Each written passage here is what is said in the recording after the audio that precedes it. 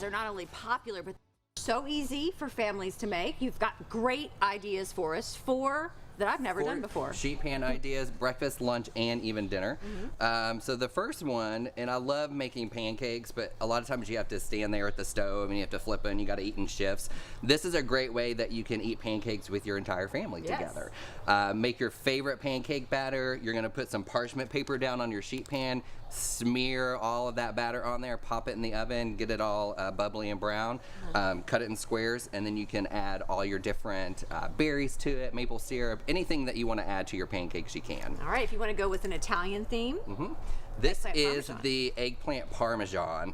And what I like about this is it's kind of like making like big steaks with it. So if you don't like eggplant, you can use like portobello mushrooms, zucchini, or even like big cauliflower little steaks. But what you need to do is just make sure that it's very thick. Anything that's super thin can get kind of mushy.